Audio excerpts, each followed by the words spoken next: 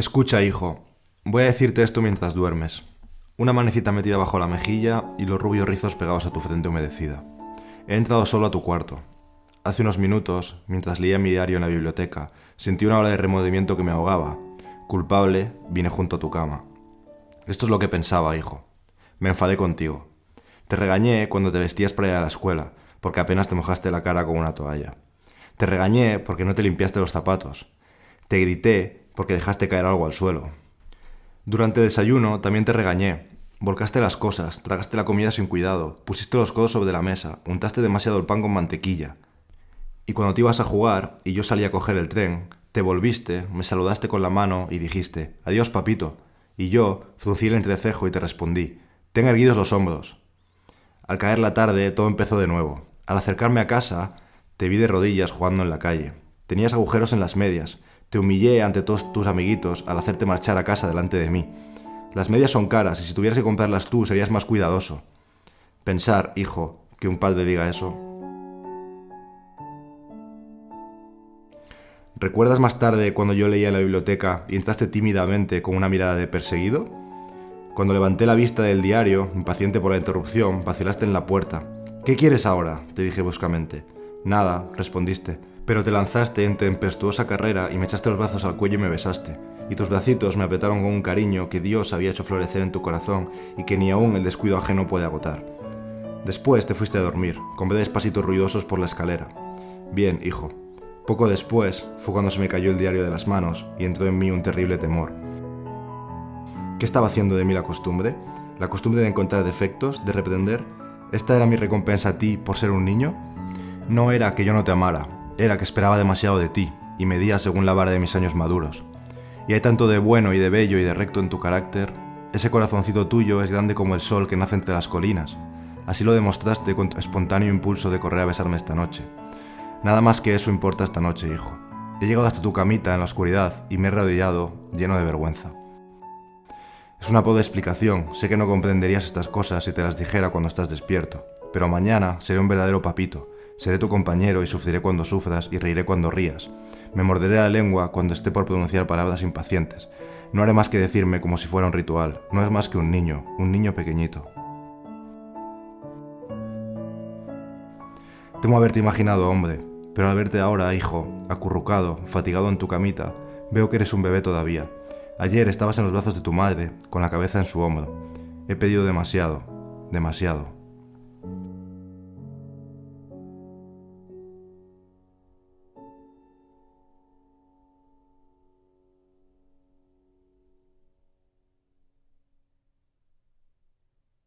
El texto que acabas de escuchar se titula Papá olvida y es obra de Livingston Larned. Con él hacemos referencia a una de las técnicas fundamentales para tratar con el prójimo que vamos a ver hoy y que es no critiques, no condenes ni te quejes.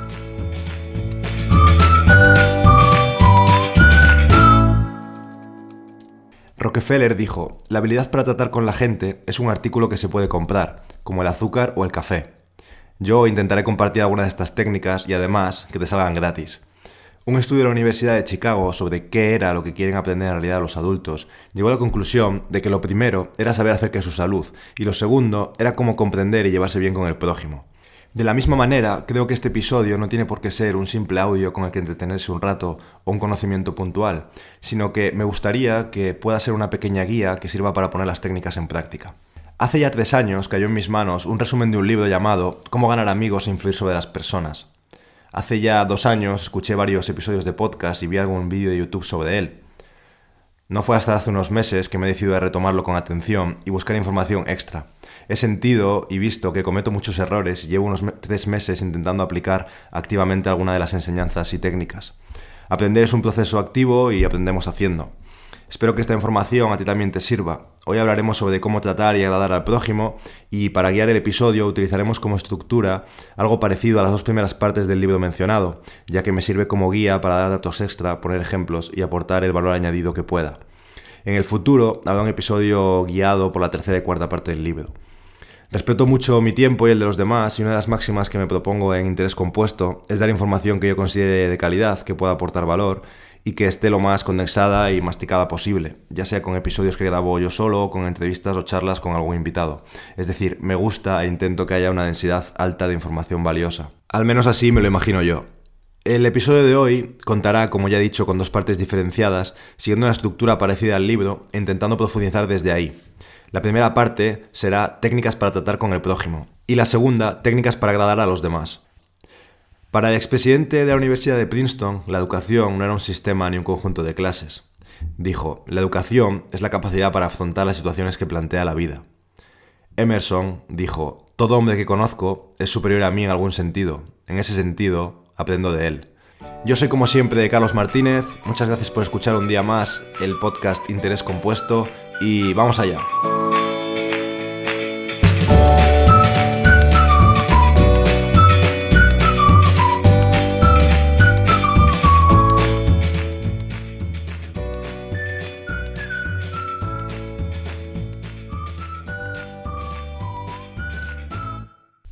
Como ya te he adelantado, la primera parte del episodio será técnicas fundamentales para tratar con el prójimo. Esta, a su vez, contará con 3 subapartados o técnicas, donde la primera también te la he adelantado, que es no critique, no condene ni se queje. Y es que si quieres recoger miel, no des puntapiés a la colmena. Para entender esta frase es conveniente recordar las palabras de John Wanamaker, fundador de las tiendas que llevan su nombre, que dice 99 veces de cada 100 ningún hombre se critica a sí mismo por nada, por muy grandes que sean sus errores. Y es que diversos estudios con los más peligrosos delincuentes de la historia llegan a la conclusión de que muy pocos se sienten culpables, casi siempre encuentran una justificación racional para lo que hacen. La moraleja es que nadie solemos echarnos la culpa de nada. La naturaleza humana en acción, el malefactor que culpa a todos menos a sí mismo. Entonces, siguiendo esta regla de 3, no parece una muy buena idea criticar a lo que hacen los demás. Quizás es mucho más productivo premiar las acciones positivas que castigar las malas.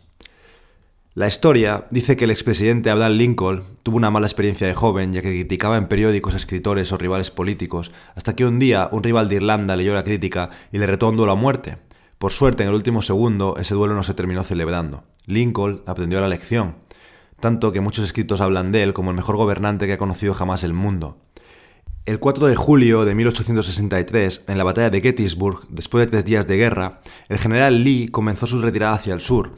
Se encontró con un río lleno e impenetrable. Sus tropas estaban atrapadas y detrás de ellas el ejército de Abraham Lincoln, capitaneados por el general Meade. Lincoln sabía lo que estaba ocurriendo y ordenó a Meade que atacara inmediatamente. ¿Qué hizo Meade? Lo contrario. Convocó un consejo de guerra, esperó y telegrafió todas sus excusas. Bajaron las aguas y Lee y sus tropas escaparon. ¿Qué es esto?, gritó Lincoln a su hijo Robert. Los teníamos. Si hubiera ido yo mismo, los podía haber derrotado. El presidente se sentó a escribir la siguiente carta al general. Mi querido general, no creo que comprenda usted la magnitud de la desgracia que representa la retirada de Lee. Estaba a nuestro alcance su captura y hubiera significado el final de la guerra. Ahora la guerra se prolongará indefinidamente. Si usted no consiguió atacar con fortuna a Lee el último lunes, ¿cómo logrará hacerlo ahora al sur del río cuando solo puede llevarse unos pocos hombres? Sería irrazonable esperar que ahora usted pueda lograr mucho. Su mejor oportunidad ha desaparecido y estoy indeciblemente angustiado a causa de ello. ¿Qué crees que hizo Meade al leer esta carta? Bien, pues el general jamás vio esa carta. Lincoln no la envió. Fue hallada entre sus papeles después de su muerte. Seguramente Abraham pensó algo como: si envío esta carta calmaré mis sentimientos, pero haré que el general trate de justificar sus actos. Haré que él me censure a su vez. Despertaré resquemores, disminuiré su utilidad futura como comandante y lo llevaré a caso a renunciar al ejército. Así que una opción puede ser la próxima vez que quiera reprocharle algo a alguien, piensa: ¿qué haría Lincoln en mi lugar? Cuando tratamos con la gente debemos recordar que no tratamos con criaturas lógicas, tratamos con criaturas emotivas, criaturas erizadas de prejuicios e impulsadas por el orgullo y la vanidad. Benjamin Franklin dijo: no hablaré mal de hombre alguno y de todos diré todo lo bueno que sepa. Bob Hoover era un famoso piloto de pruebas y actor en espectáculos de aviación. En una ocasión, a unos 100 metros del suelo, los 2 motores del avión se apagaron de repente. Gracias a su habilidad, Bob consiguió aterrizar sin que hubiera heridos. Una vez abajo, revisó el tanque de combustible y resulta que había sido cargado con combustible de jet en vez de con gasolina común, que era la que consumía ese avión. Al volver al aeropuerto, pidió ver al mecánico que se ocupaba del avión. El joven, como te puedes imaginar, estaba aterrorizado por su error. Le corrían lágrimas por las mejillas. Su equivocación había costado un avión muy caro y casi la vida de 3 personas. Es fácil imaginar la ira del piloto, pero Hoover no le reprochó nada, ni siquiera lo criticó. En lugar de eso, puso su brazo sobre el hombro del muchacho y le dijo: «Para demostrarle que estoy seguro de que nunca volverá a hacerlo, quiero que mañana se ocupe de mi F-51. Lección 1 para tratar con el prójimo: no critique, no condene, ni se queje». El segundo paso para tratar con el prójimo es entender que solo hay un medio para conseguir que alguien haga algo, y es el de hacer que el prójimo quiera hacerlo. Una vez entiendes esto, entonces debes plantearte lo que quiere el prójimo. ¿Y qué es lo que el prójimo quiere? Según Sigmund Freud, uno de los psicólogos más distinguidos del siglo XX, todo lo que hacemos surge de dos motivos: el impulso sexual y el deseo de ser grande. John Dewey, el más profundo filósofo de Estados Unidos, dijo que el impulso más profundo de la naturaleza humana es el deseo de ser importante. Además, esta es una frase muy usada en el libro Cómo ganar amigos e influir sobre las personas. El deseo de sentirnos importantes es una de las principales diferencias que nos distinguen de los animales. En un concurso de belleza canina, al perro le da exactamente igual cómo llevar el pelo, pero el dueño, al ganar, enseña el trofeo orgulloso a todos sus familiares y amigos. Cuenta la historia que la primera persona en cobrar más de $1 millón anuales en concepto de salario fue Charles Schwab. Al preguntar a él mismo y al dueño de la empresa de acero que le había puesto al mando, los dos coincidían que Charles no era la persona que más sabía de negocios ni de fabricación de acero. Charles estaba en su puesto por su capacidad para tratar con la gente. Él mismo dijo: «Si algo me gusta, soy caluroso en mi aprobación y generoso en mis elogios». Pero reflexionemos, ¿qué hace una persona común? Precisamente lo contrario. Un porcentaje alto de las personas, si algunas cosas no les gusta, arman un escándalo, y si algo le gusta, no dicen nada.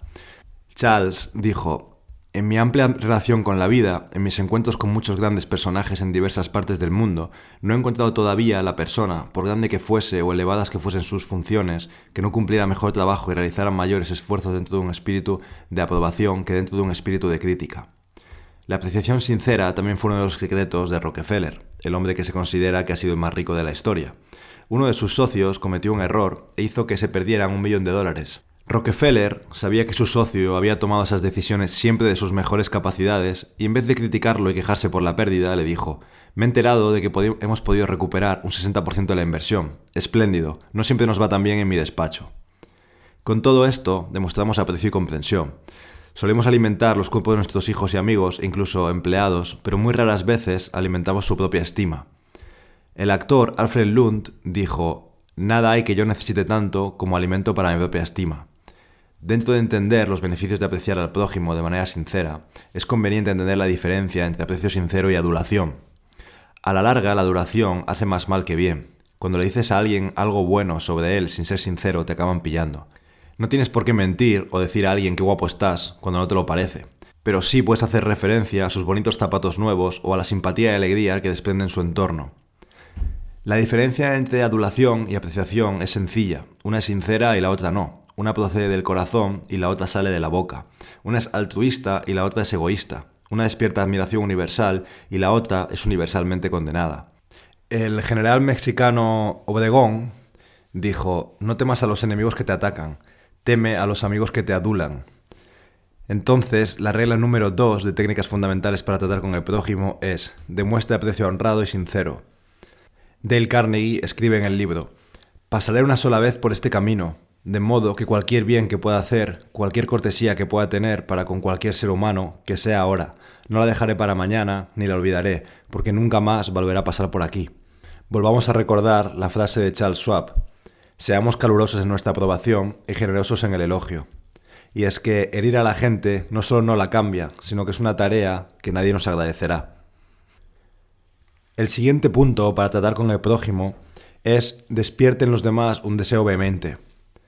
Cuando alguien va a pescar, nunca piensa en lo que le podría gustar a él para poner en el anzuelo, sino que piensa en lo que le gustaría a los peces que tuviera el anzuelo. Nunca he visto a ningún pescador poniendo en el anzuelo un brownie de chocolate y vainilla. Eso le gusta a él, pero a los peces les gustan las lombrices. Entonces enganchan una lombriz y le preguntan al pez: ¿te gustaría comer esto? A Lloyd George, primer ministro inglés durante la Primera Guerra Mundial, le preguntaron cómo había conseguido continuar en el poder después de que todos los demás jefes de la guerra habían desaparecido en el olvido. Respondió que era necesario poner el cebo capaz de satisfacer al pez. Y es que, ¿por qué hablar de lo que necesitamos o deseamos? Es absurdo y quizás hasta infantil. Carnegie escribe: Claro que nos interesa lo que deseamos. Y no solo eso, sino que nos interesa más que la mayoría de cosas. Pero a nadie más le interesa. Los demás son como tú y como yo. Les interesa lo que ellos desean o necesitan. Esto parece muy obvio, pero no es tan fácil llevarlo a la práctica.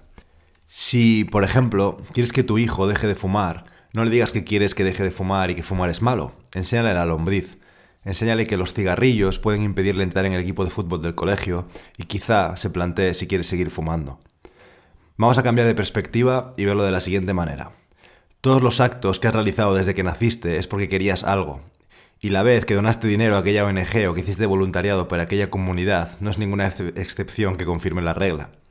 La acción de donar nuestro dinero o nuestro tiempo por un bien es resultado de microdecisiones que ha tomado tu cerebro por ti, calculando que te vas a sentir mejor donando ese dinero que teniéndola en tu cuenta bancaria. Digamos que si tu inconsciente no hubiera valorado positivamente que esa acción que tú crees altruista y divina es más beneficiosa para ti que quedarte quieto, no lo hubiera planteado tu cerebro racional. Tengo una amiga que además es oyente ocasional del podcast, ella sabe quién es y si está escuchando se dará por aludida, que más de una vez cuando me he despedido de ella le he dicho gracias por tu tiempo y por tu ayuda. Y ella siempre me responde, no me des las gracias, dedicarte tiempo es una acción egoísta por mi parte, me hace sentir muy bien. La cuñada de Dale Carnegie estaba preocupadísima y triste porque sus 2 hijos estudiaban lejos en otro estado de los Estados Unidos. Y además estaban tan ocupados que nunca escribían a casa ni hacían caso de las cartas de su madre.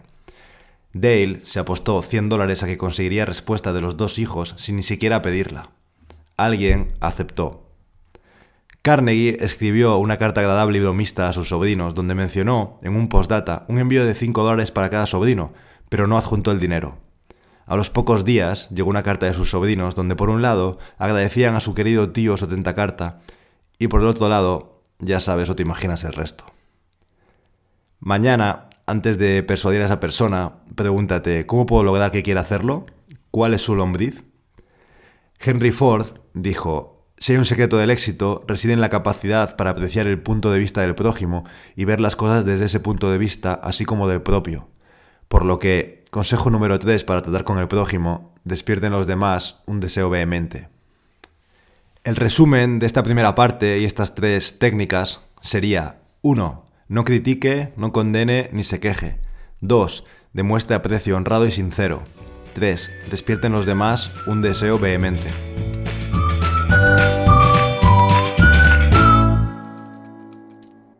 Como también ya adelantamos en la introducción, la segunda parte del episodio son técnicas fundamentales para agradar al prójimo, y esta estará dividida en 6 subcategorías. La primera dice así. ¿Te has detenido a pensar que el perro es el único animal que no tiene que trabajar para ganarse sustento? Hoy en día una gallina tiene que poner huevos, una vaca dar leche y un canario incluso cantar, pero el perro se gana la vida única y exclusivamente demostrando cariño por su dueño. Si conoces a alguien que conviva con un perro, o sobre todo si tú convives con un perro, sabrás de lo que hablo. Los perros no leen libros de psicología, no lo necesitan. Por algún instinto divino saben que se pueden ganar más amigos en 2 meses interesándose de verdad por los demás que los que se pueden ganar en 2 años cuando se trata de interesar a los demás en uno mismo. Esta frase conviene repetirla. Se pueden ganar más amigos si se interesa uno en los demás que los que se ganarían en 2 años si se hace que los demás se interesen en uno.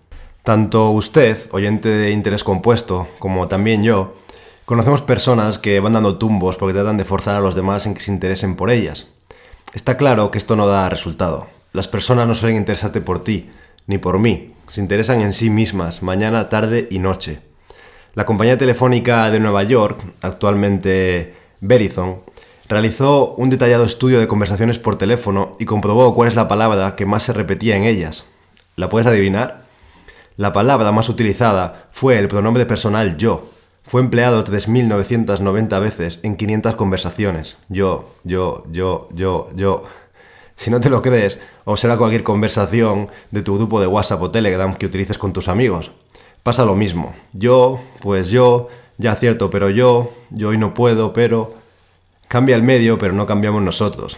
Gente esperando a decir sus yos. Si no te crees esta teoría o te genera cierto rechazo, piensa cuando te pasan una fotografía de grupo de la cena de la noche anterior con tus amigos. ¿Qué persona es la que miras primero? Por supuesto, a ti mismo. Carnegie dice, si nos limitamos a tratar de impresionar a la gente y de hacer que se interese por nosotros, no tendremos jamás amigos verdaderos, sinceros. Los amigos leales no se logran de esa manera. Nunca olvide que un genuino interés en la otra persona es la cualidad más importante que pueda tener un vendedor o en realidad cualquier persona. Todos, seamos reyes, obreros o empleados de una oficina, gustamos de la gente que nos admira. Después de la Guerra Mundial, el que era probablemente el hombre más universal y brutalmente despreciado de la Tierra era el Kaiser Guillermo II. Hasta su misma nación se volvió en su contra cuando huyó a Holanda para salvar su cabeza. Millones de personas querían despedazarlo o quemarlo en la hoguera. En medio de toda esta furia, un niño escribió al Kaiser una sencilla y sincera carta donde le mostraba admiración y bondad, donde básicamente decía que daba igual la opinión del resto, que él siempre amaría a su emperador Guillermo. El Kaiser quiso conocer al niño y el niño fue a visitarle con su madre, y más tarde el Kaiser contrajo matrimonio con ella. Aquel niño no necesitaba escuchar este episodio ni leer ningún libro, instintivamente ya sabía lo que hacer. Antes incluso del nacimiento de Jesucristo, el poeta romano Ciro dijo: «Nos interesan los demás cuando se interesan por nosotros». Para acabar esta primera regla, el libro dice: si quieres gustar a los otros, si quieres tener amigos de verdad, si quieres ayudar a los otros al mismo tiempo que te ayudas a ti mismo, no olvides esto. Primera técnica para agradar al resto: interésate sinceramente por los demás. Regla número 2.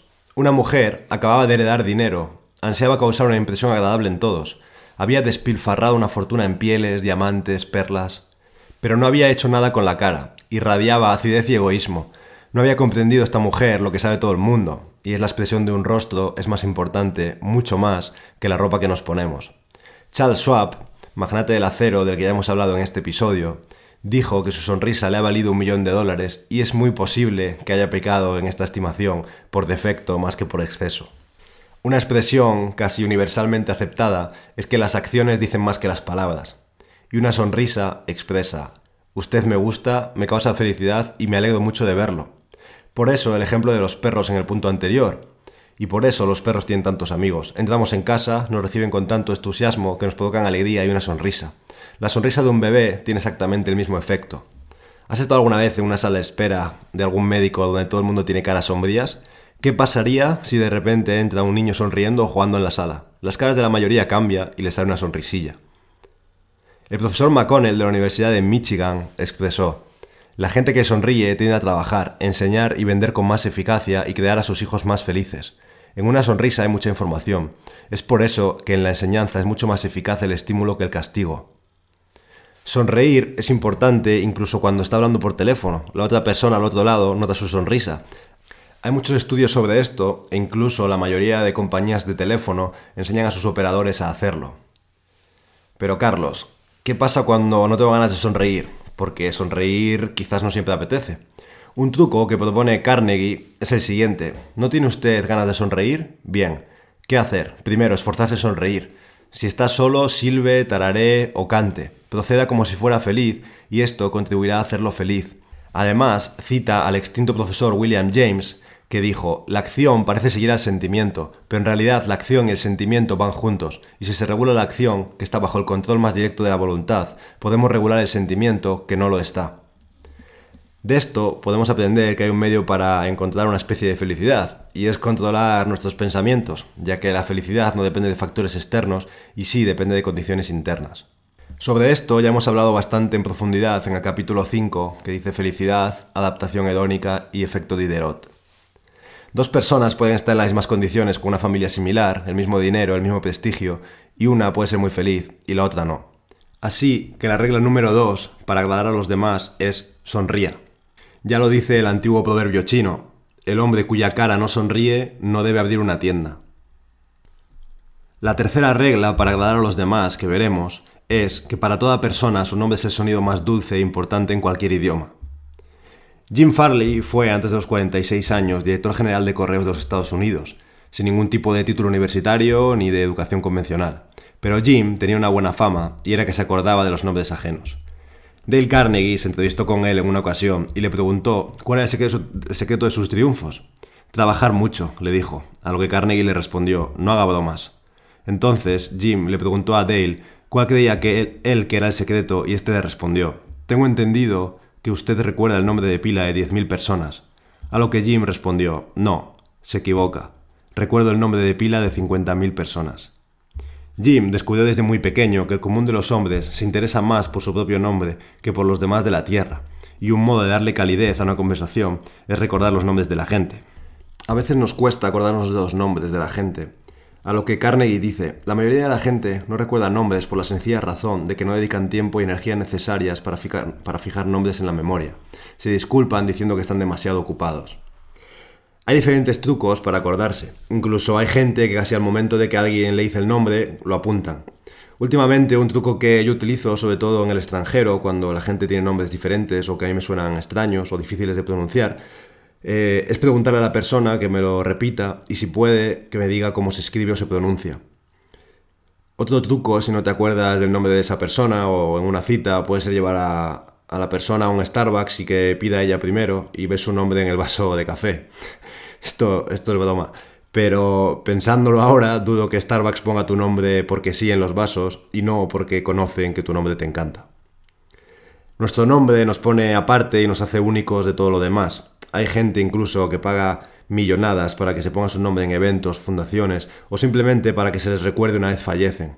Nuestro nombre nos hace sentir especiales. Así que la regla número 3 para agradar al prójimo es: recuerda que para toda persona su nombre es el sonido más dulce e importante en cualquier idioma. Pasamos a la regla número 4 para agradar a los demás, y esta tiene mucho que ver además con la quinta y la sexta.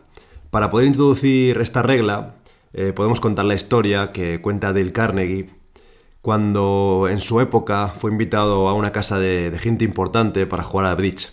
Él no jugaba al bridge y una dama rubia que estaba allí tampoco. «Oh, señor Carnegie, quiero que me hable de esos lugares que ha visitado usted», le dijo la dama. Al sentarse en el sofá, y antes de que Dale empezase a hablar, la dama le hizo saber que acaba de llegar de un viaje por África con su esposo. «¿África?», respondió Carnegie. «Qué interesante, siempre he querido ver África. ¿Cómo la envidio? Hábleme sobre África, por favor». 45 minutos después, la dama seguía hablando sobre su viaje. Ya no volvió a preguntar sobre los viajes de Dale. Ella realmente no quería oír hablar sobre los viajes de él. Todo lo que quería era un oyente interesado para poder revelar su yo y narrar todas sus experiencias. ¿Esa mujer era diferente o extraordinaria? No, la mayoría de las personas son como ella. La regla número 4 dice: sea un buen oyente. Anime a los demás a que hablen de sí mismos. Larry King en su momento lo explicó de esta manera: cada mañana me recuerdo lo mismo. Nada de lo que diga hoy me enseñará nada, así que si quiero aprender, mejor escuchar que hablar. Mary, una señora de Nueva York, que nos servirá para este ejemplo, se había propuesto desde hace tiempo escuchar cuidadosamente cuando alguno de sus hijos le hablase. Una noche, sentada en la cocina con su hijo Robert, y después de que Robert le hiciera una exposición de una idea, le dijo a su madre: «Mamá, yo sé que tú me quieres mucho». «Por supuesto que te quiero mucho. ¿Acaso lo dudabas?», respondió Mary conmovida. «No, pero sé que realmente me quieres porque cada vez que quiero hablarte sobre cualquier cosa, tú dejas de hacer lo que estés haciendo y me escuchas». El criticador más crónico o el crítico más violento se suavizará y tranquilizará frecuentemente en presencia de un oyente que le muestre paciencia y simpatía. Y además se tranquilizará por una razón, y es que normalmente cuando alguien critica o protesta, lo que está queriendo es sentirse importante y lo consigue quejándose y protestando. Ya hemos visto en otro punto de este episodio que las personas necesitan sentirse importantes, pero una vez que les concedes atención y su deseo de importancia se ve satisfecho, es probable que los presuntos inconvenientes que antes tenía deje de tenerlos, al menos parcialmente, o al menos cambie su tono de voz, y la única manera de salir ganando de una discusión es evitándola. De esto hablaremos en otro episodio pronto, sobre cómo influir en los demás y ser un líder. Isaac Marcoson, entrevistador famoso de celebridades, declaraba: «Muchas personas no logran causar una impresión favorable porque no escuchan con atención. Están tan preocupados por lo que van a decir que no escuchan nada». La revista Selecciones dijo: «Muchas personas llaman a un médico cuando lo que necesitan es alguien que les escuche». Dale Carnegie, de una manera bromista, da un truco para que la gente te dé la espalda, que dice así: si quiere que la gente lo eluda y se ría de usted, le dé la espalda y hasta lo desprecie, aquí tiene la receta. Jamás escuche mientras hablen los demás. Hable incesantemente de sí mismo. Si se le ocurre una idea cuando su interlocutor está hablando, no lo deje terminar. No es tan listo como usted. ¿Por qué ha de perder el tiempo escuchando su estúpida charla? Interrúmpalo en medio de una frase. Repetimos la regla número 4. Sea un buen oyente y anime a los demás que hablen de sí mismos. Recuerda que la persona con la que hablas probablemente, y aunque sea en su subconsciente, está más interesada en sí mismo y sus necesidades que en ti. Su dolor de muelas es probablemente más importante para él o ella que una guerra en Oriente Medio, y su contractura en el cuello le preocupa más que una catástrofe natural en otro continente. Piensa esto cuando inicies una conversación. Para ser interesante hay que interesarse. Pregunta cosas a tu compañero que se complacerá en responder. Anímalo a hablar de sí mismo y de sus experiencias. La regla número 5 de esta segunda parte del episodio tiene mucho que ver con la número 4, como ya os he dicho. Y dice así: hable siempre de lo que interese a los demás. Dice la historia que todos los que visitaban a Theodore Roosevelt, expresidente de los Estados Unidos, quedaban asombrados por la profundidad y diversidad de sus conocimientos. Da igual que fuera a visitarle un vaquero, un soldado o un político, que Roosevelt sabía de qué hablar. ¿Cómo lo lograba? Pues muy sencillo. Siempre que Roosevelt esperaba un visitante, se quedaba hasta muy tarde la noche anterior a su llegada, estudiando sobre el tema que le interesaba especialmente al invitado. Porque Roosevelt instintivamente no ignoraba o ya sabía la frase de Carnegie que dice que el camino hasta el corazón es hablar al resto de las cosas que más preciadas le son. Sabiendo esto, un ejemplo que a mí se me ocurre es en el caso de las entrevistas de trabajo.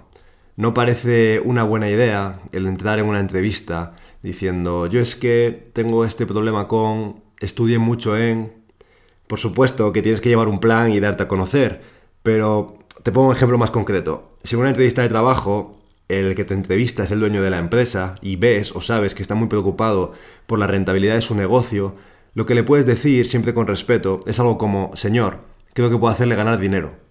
Da igual lo que digas después, que te va a escuchar y te va a ver con buenos ojos. Le has hablado sobre lo que a él le interesa en su empresa.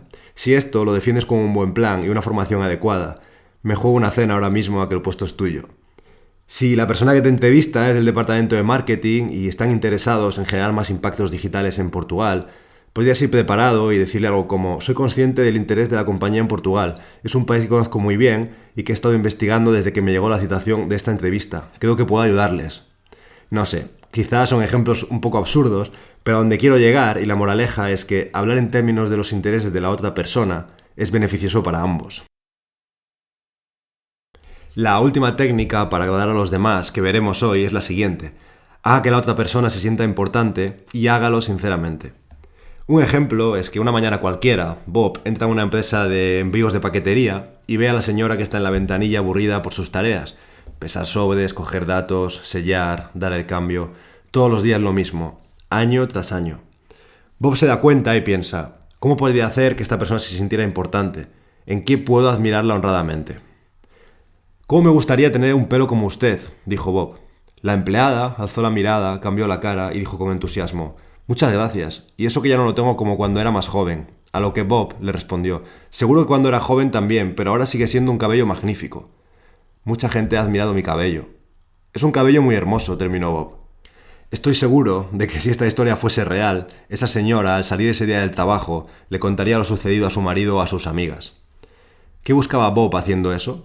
¿Qué quería de aquella empleada? ¿Nada? Carnegie dice: si somos tan despreciables por egoístas que no podemos irradiar algo de felicidad y rendir un elogio honrado sin tratar de obtener nada a cambio, si nuestras almas son de tal pequeñez, iremos al fracaso, y a un fracaso merecido. Pero es cierto, y sé lo que estás pensando, Bob sí quería algo de aquella empleada, quería algo inapreciable y además lo obtuvo.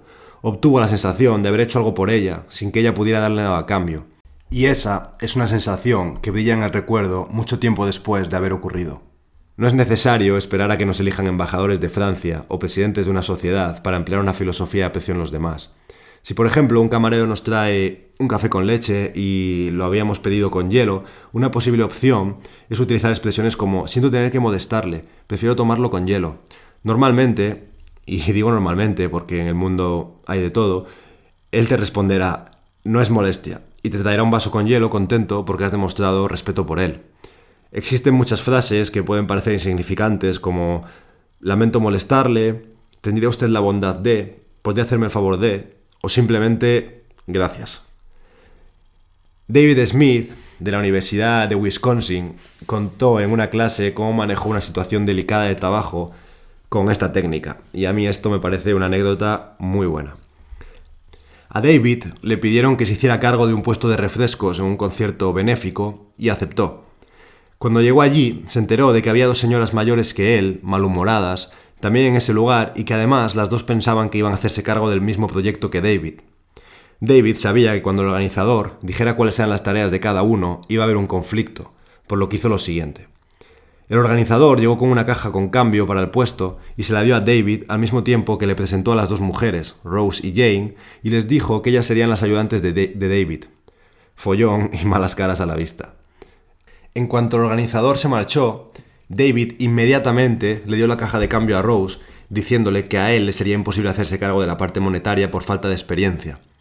Y le dijo a Jane que se ocupara de dar órdenes a los jóvenes que les habían asignado para servir al público, que les enseñara a servir, les dirigiera, y la dejó al cargo de ese asunto. Las palabras de David al día siguiente fueron: pasamos una velada perfecta, con Rose muy feliz contando el dinero, Jane supervisando a las muchachas y yo disfrutando del concierto. En mi opinión, David demostró una inteligencia relacional excepcional, quitándose protagonismo a él de manera indirecta y dejando que el resto se sintiera importante. No solo todo funcionó estupendamente, sino que él pudo disfrutar del concierto. Para resumir este punto, Carnegie escribe: la verdad es que casi todos los hombres con quienes tropieza usted se sienten superiores a usted en algún sentido, y un camino seguro para llegarles al corazón es hacerles comprender, de una manera sutil, que usted reconoce su importancia y la reconoce sinceramente. Para resumir, las 6 técnicas fundamentales que hemos visto para agradar al prójimo son las siguientes. Regla número 1. Interésese sinceramente por los demás. Regla número 2. Sonría. Regla número 3. Recuerde que para toda persona su nombre es el sonido más dulce e importante en cualquier idioma.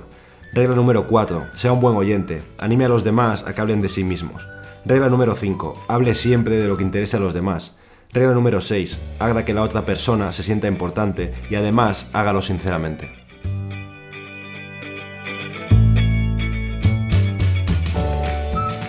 Muchas gracias si has llegado hasta este punto del episodio. Si quieres, puedes compartirlo, comentar o darle a me gusta. A mí me ayuda y motiva mucho cualquier tipo de difusión.